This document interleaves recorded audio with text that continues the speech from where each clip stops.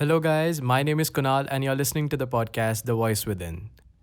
Rape, a crime that has plagued our society to the depths, and something that cannot be and hasn't been eradicated from the society. Rape continues to be a limiting factor for girls going out of their houses. It continues to be a limiting factor for people of the gender who get raped to be confined to certain spaces and to certain time zones. I just cannot fathom the amount of agony and the pain that it brings to the victims of these crimes.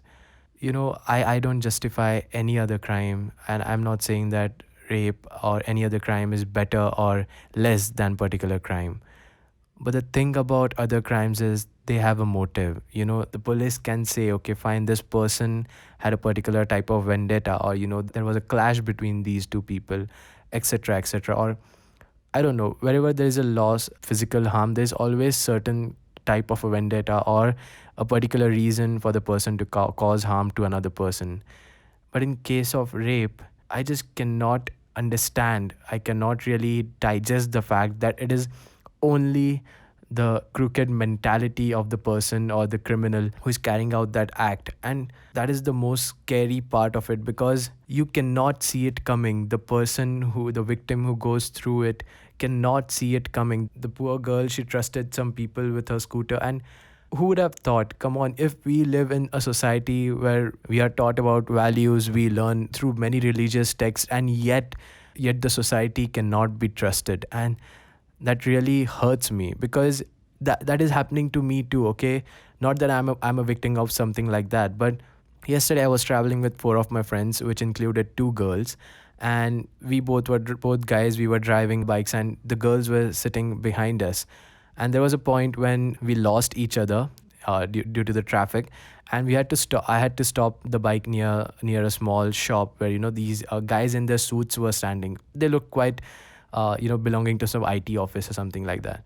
Yet, I couldn't stop looking at these guys and every guy that was passing by, and checking them if they are looking at the girl sitting or my friend sitting behind me in a wrong way. Somehow my brain was trying to predict if there is a need to get out of that particular place. And this is what is happening. I'm not saying that awareness is wrong, but I'm saying it is more than awareness. It is about being judgmental about every person that you see on the road nowadays. You don't know how you can trust it, because it's not just about the girl. Obviously, I just cannot put it into words that what the girls go through when they are subjected to this. But even the guys who accompany girls, it is a threat to them too. It is, we love the lady friends we accompany, and we just cannot accept anyone doing any harm to them. And the society becomes more, what you can say, it doesn't remain the black and white society that we can say that, okay, this person is someone who we have to be aware of. A rapist can be anyone. He can be in a suit, he can walk out of a Mercedes. Anyone. You cannot judge the person, you cannot see it coming. And that is the most scary part of the rape. And it's been troubling me for so long right now, and the cases that are taking place in my country, it's is not acceptable. Being a person brought up with a sister and a mother, I cannot even imagine what the family is going through right now, and how much, like, if I would have been in their place, I would have lost faith in the justice system, but yet they are demanding justice. And this brings back one thing to my mind, that what should be done and what measures have to be taken. I am no one. I cannot really comment on the justice system. I cannot say like the police are not doing their best, or I cannot say the judiciary system is just lacking what it needs to do. But what I can say is that is all the justice. That is all the post things you can say, which are taking place after the crime has taken place. But what was important was the precaution, or I can say the prevention, more than what we are aiming for. It's just I cannot understand, like, why. If I ever meet those devils, I will just ask them why. Like, why couldn't they just contain it? What made them lose their humanity, the human inside them, and do such a thing? Like, you cannot even imagine putting another person in that kind of an agony. I just cannot imagine doing that. Then why did these people do it? What instigates that monster inside them, that they see the person right before them, such a beautiful person, and they just imagine doing all that stuff to that person? What causes it? Are they crazy? Are lunatics going around in our world unnoticed? I just don't know. Whatever it is, we need to address the fact from their mental perspective, because today you put some person in the jail, you hang that person, it doesn't matter unless and until the mentality changes. It doesn't matter unless and until there is a move made to change that particular mentality.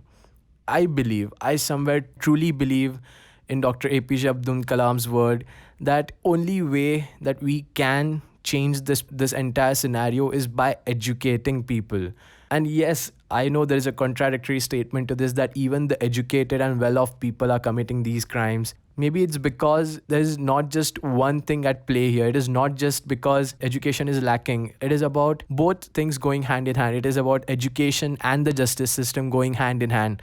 And it is most important part of this all, because the universe works this way. Okay, you cannot have set of a group that is perfectly following all the rules. There will be some people who will defy that. There will always be people who want to break the law. It's not about making the 100% population understand. It's about, if the crime is committed, then the proper justice should be served. And before the crime is committed, 100% effort should be made that the crime is not even brought into place due to a ill mentality. And the education system, right, in my country at least, it is so much clouded with all the technical stuff rather than about the social stuff that the students need to understand. It's about growing together. It's about understanding the opposite gender. It is about accepting the opposite gender. And it's about understanding the word, understanding the value, understanding the feelings behind the word sex. It is not a social stigma. It is not something that you need to avoid. It is something that you need to educate your children with. And I will blame each parent who is not going to tell his or her kid what it is about and when the time is right. I'm not saying burden your kid when he's playing around with Legos, but you need to tell the kid when he or she is of the right age. I cannot live in a society where I can roam about at 10 and 11 free, and I cannot expect the same from the lady friends that I live with. If they are bound, if they are put in under boundaries that they cannot leave their houses just because some animals, oh, I'm extremely sorry, even animals don't go to that length. Such devils are roaming around on the streets and these girls cannot get out because of these devils. I just don't know if I'd ever want to live in such a society. We call ourselves democracy. We believe in the power of people. And I still hold that belief in democracy, that if the people aim, if all of us come together and we plan this, then I know the damage has been done. There is nothing we can do to reverse that damage. All we can do is reduce the damage in the future. If we all just ask about one thing out of the two, which I'm saying, if we asked only for justice, but if you are not working on the prevention, it is going to happen again and again. Today it was the poor girl on the scooty. Tomorrow it will be someone else. It won't matter how much strict you make the justice. It won't matter until the mentality changes. I'm not saying the 100% of the people, as I said before, will change their mentality. I'm just saying at least change to the 70 or 80% of the people, so that, and at least under the peer pressure, the next 20% can be contained. I just request, I at least try my best to educate all the kids that I come across about this stigma. And if you guys come across, if you have brothers and sisters, if you have small kids around you, if you get a chance to go into your old schools, then give a lecture on this, okay? Take your time and explain it to the kids that what is the meaning of the word sex. Let them understand that it is something beautiful. It is something beyond just the physical needs. It is something of the souls. It is something that connects two bodies beyond satisfaction. It's totally different. It is something that our generation needs to understand.